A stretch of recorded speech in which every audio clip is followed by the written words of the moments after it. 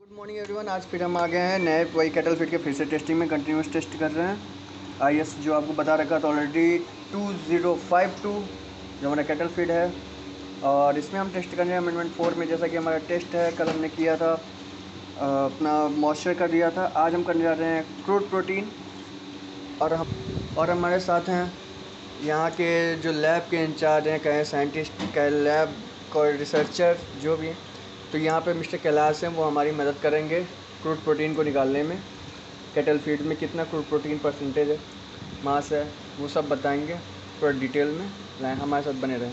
हमने पायलट को ग्राइंड कर लिया है, इसमें ग्राइंडर की मदद से ग्राइंड कर लिया है वो छोटे छोटे दानों में। जैसे कि हमको अभी इसका क्या करेंगे, सेव करेंगे। 2 ग्राम सैंपल लेना है ग्राइंडेड पायलट्स को। तो आप देख सकते हैं ये पूरा ग्राइंड हो चुका है ग्राइंडर की मदद से। अब इसको सीव कर रहे हैं। ये 1 mm का सीव है।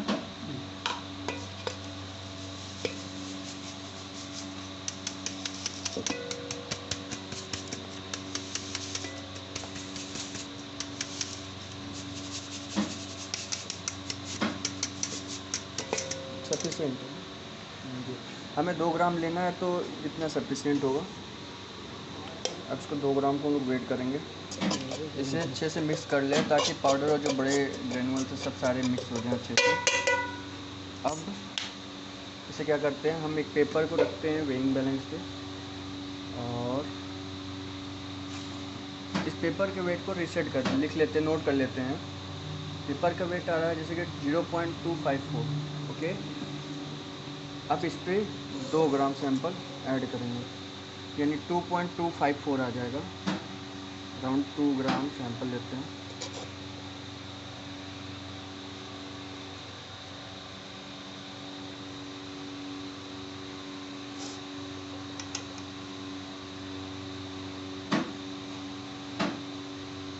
और बस देखिए सैंपल 254 चाहिए था, हम 254 करने को सोचे। ठीक है, अराउंड हो गया, लेकिन ज़्यादा हो गया थोड़ा सा, हवा दिया। इसका वजन हो गया है 26। अब देखिए सैंपल का वेट आ गया 2.264। सैंपल प्लस वो उसका हो गया।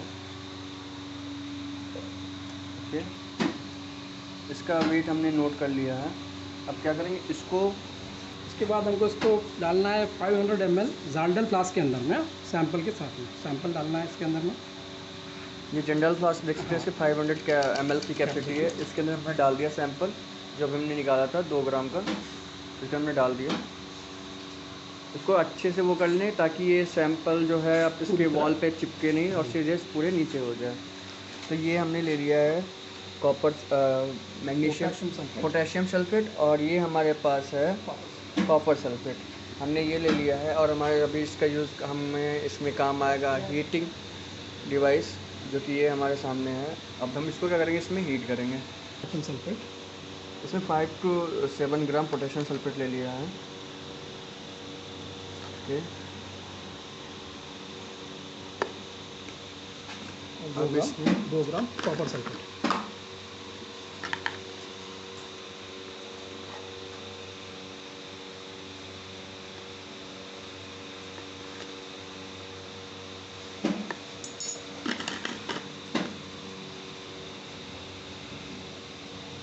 इसको हमने सैंपल जिसमें लिया था इसमें मिक्स कर देंगे। ये डाल दिया हमने लास्ट में। अब हमें क्या करना है, अब हमने जो सैंपल लिया उसमें सल्फ्यूरिक एसिड डालेंगे 25 ml या फिर 25 ml से ज़्यादा। तो अभी हम कितना ले रहे हैं, 25 ml ना, 25 से 30 ml। 25 से 30 ml। ओके, बॉइलिंग पॉइंट को बढ़ाएगा अच्छे से। ओके,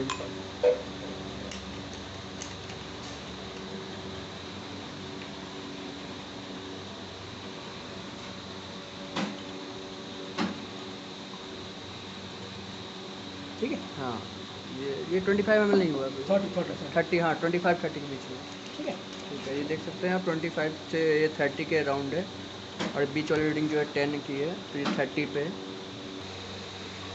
अब इसको क्या कर रहे हैं, हमने जो ये सॉलिड सोल्यूशन है सैंपल से, उसमें हम लोग सल्फ्यूरिक एसिड 30 ml अराउंड डाल रहे हैं।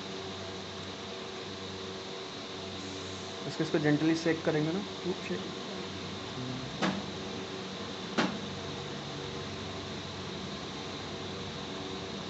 ये हमने सल्फ्यूरिक एसिड इसमें डाल दिया।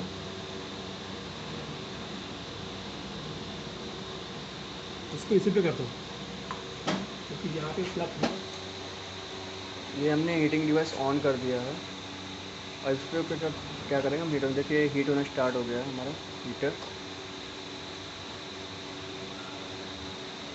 हमें इस सॉल्यूशन को जो है हमारा सैंपल और पूरा सल्फ्यूरिक एसिड जो हमने सोचना है, इसको लगभग इसमें 2 घंटे रखना है इसी पोजीशन पे। और ध्यान रहे कि इसके ऊपर फ्यूम उड़ होना चाहिए ताकि ये इसका जो भी फ्यूम निकले, सल्फ्यूरिक एसिड बहुत तीखी फ्यूम निकालती है, जिससे कि आपको फ्यूम सारे धुएँ जो हैं एग्जॉस्ट से बाहर निकल जाए। इसे 2 घंटे तक हमने इसमें छोड़ दिया है।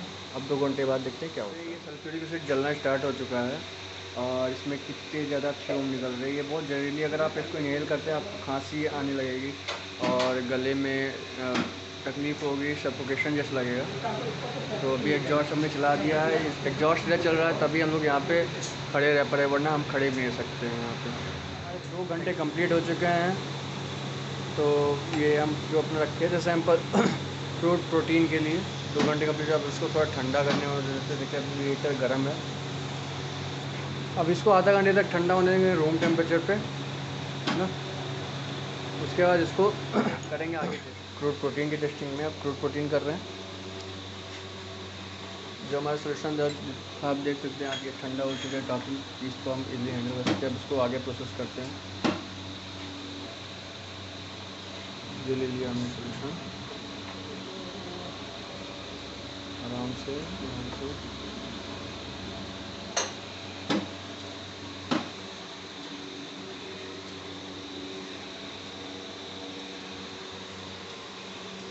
अब ये क्या ले रहे हैं, डिस्टिल्ड वाटर। ओके, कितना में इसको अपन डाइल्यूट करेंगे, जो अपना मिक्सचर है अपना वाला उसको अपन डाइल्यूट करेंगे 250 ml के अंदर में। ओके, 250 यहाँ पर है। उसको डालने के बाद अच्छा, इसको डालेंगे तो उसका 250 तक होगा। वॉल्यूम मेकअप करेंगे। अच्छा,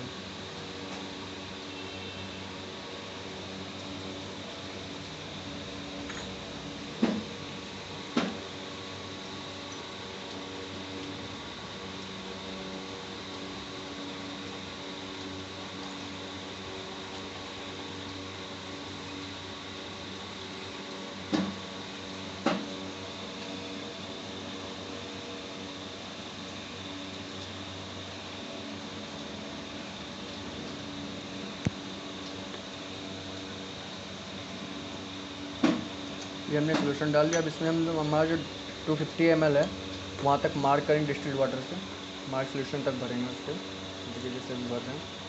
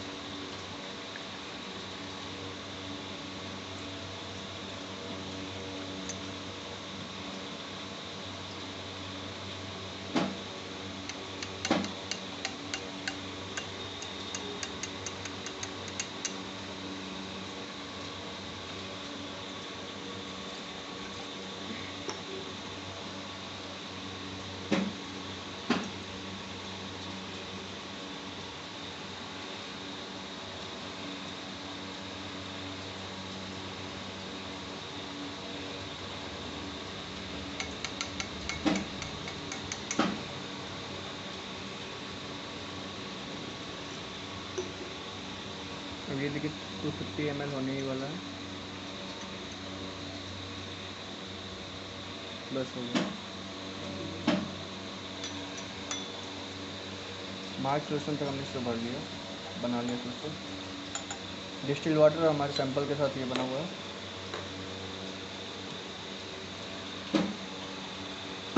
अमाउंट लेंगे, क्या? इसका एक लोन अमाउंट अपन लेंगे 10 ml लेंगे इसका, ठीक है। ओके, मिल्किंग सिलेंडर में हमें 10 ml 10 ml इसका अच्छे से मिक्स करेंगे, 10 ml इसका अपन यूज़ करेंगे, अच्छे से मिक्सअप कर लेंगे इसको। ओके।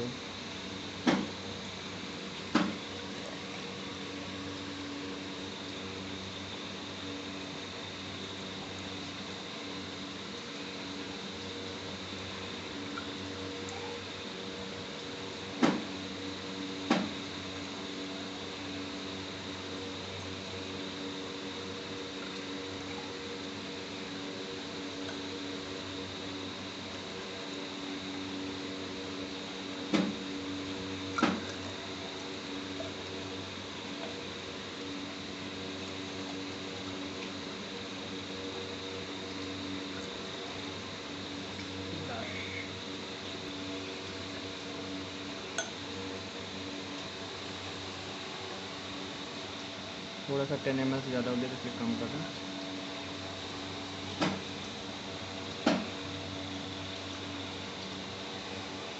ये देख सकते हैं आप 10 ml हो चुका है। थोड़ा ज़्यादा होगा, 10 ml, ठीक है। 10 ml ले लिया हमने सोल्यूशन। मैं आपको दिखाना चाहूँगा, ये देखिए एकदम, ये मैं आपको फोकस करता हूँ, ये 10 ml का सोल्यूशन है, मैंने ले लिया है। अब इसको आगे प्रोसेस करते हैं। मतलब 40%, ठीक है। अच्छा, 10 ml का 40% इसमें सोडियम हाइड्रोक्साइड डालेंगे। 50 से 60 ml, 50 to 60 ml है। 40% NaOH डालेंगे, यानी ये 10 ml का 40% कितना हो जाएगा? 4 ml। तो इसमें लगभग 4 ml। ठीक है, तो अपन ले लिए इसको 60 ml पकड़ लो। अच्छा, मतलब 40% NaOH का सोल्यूशन डिस्टिल वाटर बना रखा है आपने। अब ये अब पड़ेगा 60 ml पकड़ो, ठीक है। ओके, अब इसको अपन इसमें डालेंगे, 60 ml इसमें पड़ जाएगा। ठीक है। ग्लास में डालेंगे, बाद में इसका डिस्टिलेशन करेंगे, ठीक है। आगे कर रहे हैं हम, ये H2SO4 को ले लिए, 10 ml हम बीकर निकाल लेंगे। ठीक, जैसे निकाल रहे हैं अभी, ये 10 ml हमने ले लिया। इससे मेजर करेंगे पिपेट से। ये सोचिए ये ज़्यादा हो गया तो हम पीपेट की मदद से थोड़ा कम कर लेंगे।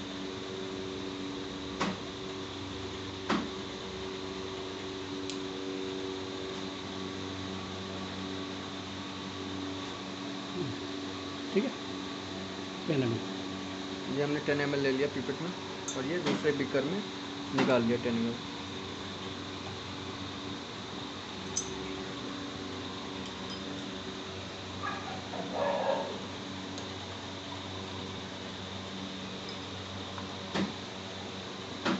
अब आएंगे डिस्टिलेशन असेंबली की तरफ। अब यहाँ पे हम आ गए वापस से डिस्टिलेशन असेंबली की ओर। अब इसको डिस्टिलेशन किया जाएगा। ये हमारी डिस्टिलेशन असेंबली है। अब इसमें हमने जो सोल्यूशन बनाया था वो हमारे सैंपल और डिस्टिल्ड वाटर उन सब का जो सोल्यूशन था, अब इस और NaOH सबको हम डाल रहे हैं इसमें। डिस्टिलेशन जिस प्रोसेस में हमारा जो ये अरेंजमेंट है इसके अंदर, ये हमने सैंपल का सोल्यूशन डाल दिया, डिस्टिल्ड वाटर NaOH का, और ये NaOH ये तो वो है ना, ओके, NaOH भी डाल दिया। ये कलर चेंज हो गया, पीला था, पीले से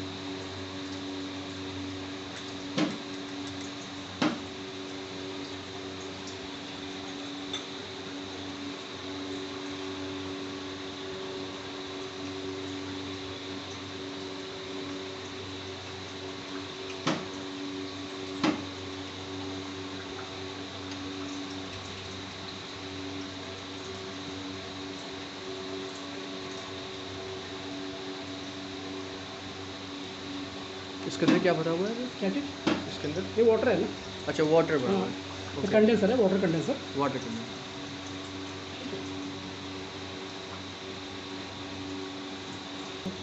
ये हमने सैंपल ले लिया, बीकर ले लिया है। इसमें जो भरा हुआ है सोल्यूशन वो है H2SO4 केमिकल हमारा भरा हुआ है। अब इसको हीट करना हम स्टार्ट करते हैं। हम देखिए ये जो इसका टिप है, टिप को पूरा सोल्यूशन ट्यूब जो है वो पूरा अपने एसिड के अंदर तो डीप हो गया। डीप हो अभी अपने को हीट करना है इसको। ठीक है, ये हमने आग लगा दी है, इसमें हीटिंग कर स्टार्ट कर दिया इसको। बहुत समय चलने दीजिए। अब ये देखिए इधर से यहाँ पे आप देखिए होना स्टार्ट हो गया कंडेंसर।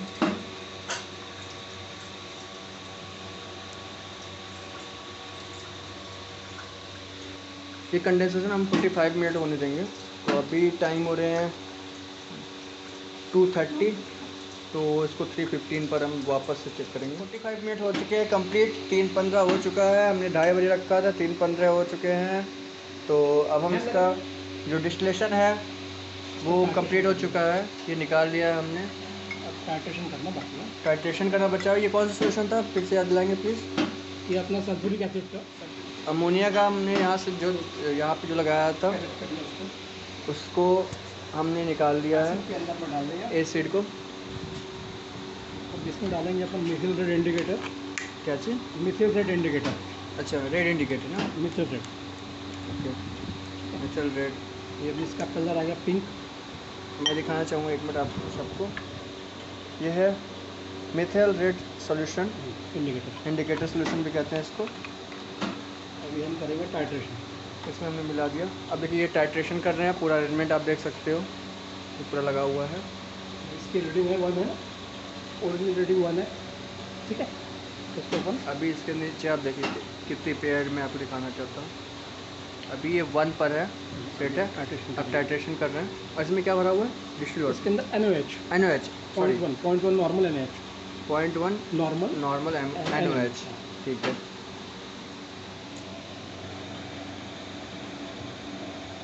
इसकी वजह से हमने 1 ड्रॉप 2 ड्रॉप, ये देखिए टाइट्रेशन हो रहा है।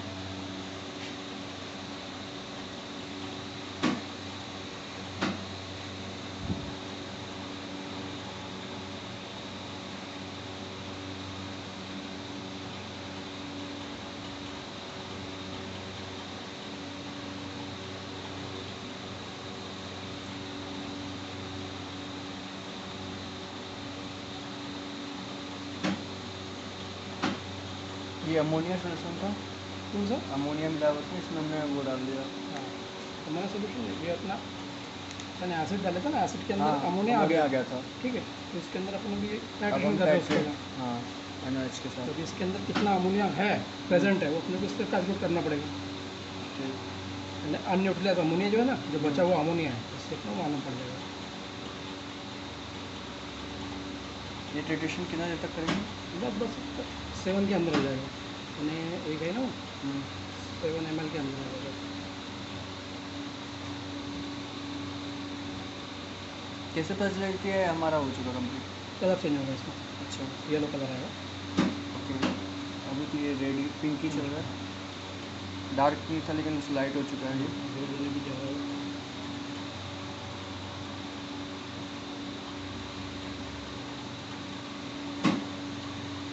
इसको ऐसे चेक करते रहना है। कंटिन्यूस।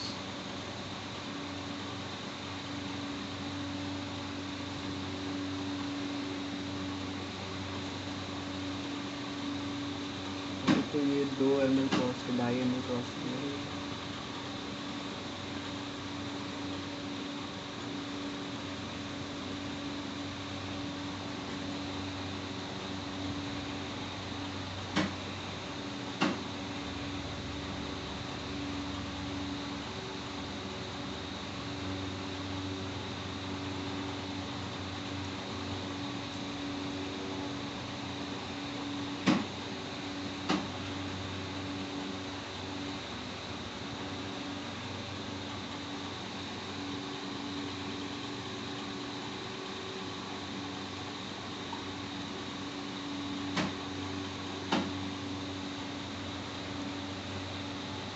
तो गाइस इसमें पड़ चुके हैं 5 ml, अभी हमारा सोल्यूशन पड़ चुका है। अभी भी इसमें कंटिन्यूस चेक किया जा रहा है, टाइट्रेशन हो रहा है, प्रोसेस में है।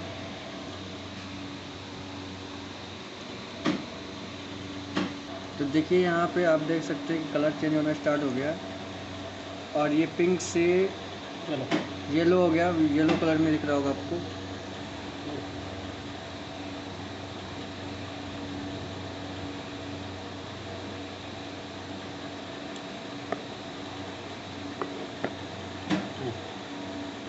येलो कलर देखिए पूरी तरह से येलो हो गया, पिंक कलर से ये जादू टिट्रेशन हो गया इसका।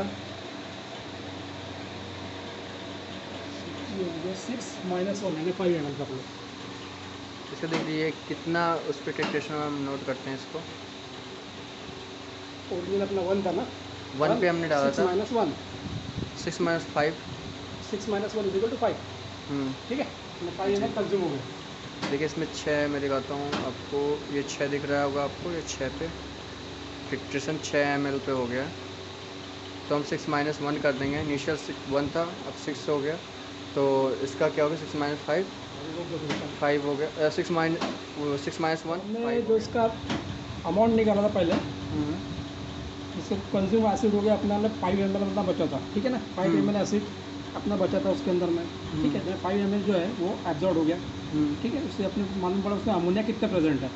अमोनिया से हम निकालेंगे, ये टिट्रेशन से पता चला। हाँ, टाइट्रेशन हमको मालूम पड़ा कि अमोनिया उसमें कितना है, ठीक है ना, 5 ml उसके अंदर अमोनिया है। हाँ। तो हमने जो किया है बैक टाइट्रेशन किया है, ठीक है।